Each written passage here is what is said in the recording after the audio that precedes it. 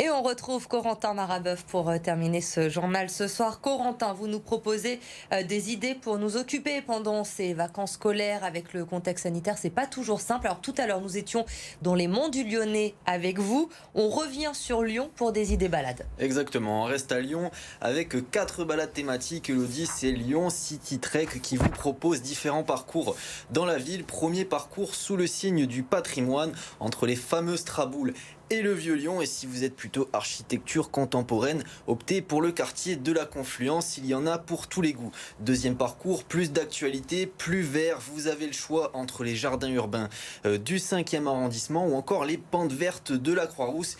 Et aussi une balade sensible sous le thème de la marche entre Rhône et Saône. Et si vous préférez en apprendre davantage sur la gastronomie lyonnaise, c'est possible dans le Vieux-Lyon. Mais en revanche, pas possible de se restaurer. Crise sanitaire oblige. Et si vous êtes plus sport, partez à l'assaut des pentes de la Croix-Rousse ou de Fourvière. Les groupes sont limités à 6 personnes et les balades durent entre 2 heures et la journée.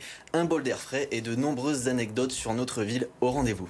Et pour ceux qui préfèrent rester au chaud à la maison avec le froid qui arrive, eh bien ça tombe bien. Vous avez également l'idée parfaite avec un voyage dans le temps en restant tranquillement à la maison. Exactement, rendez-vous en Antiquité avec la directrice du Lugdunum Musée et Théâtre Romain. Elle vous propose une exposition virtuelle nommée Une salade César. Le but, déconstruire les mythes autour du banquet romain. Alors à travers votre écran, partez à la découverte d'espaces reconstitués comme le banquet des Romains ou encore leur fameuse taverne. Découvrez ce que mangeaient réellement les Romains, quelles étaient leurs coutumes et profitez même, Elodie, de l'occasion pour garnir votre livre de recettes. On n'y manquera pas, effectivement. Merci beaucoup, Corentin, pour toutes ces idées pour vous occuper et nous occuper également pendant ces vacances de février.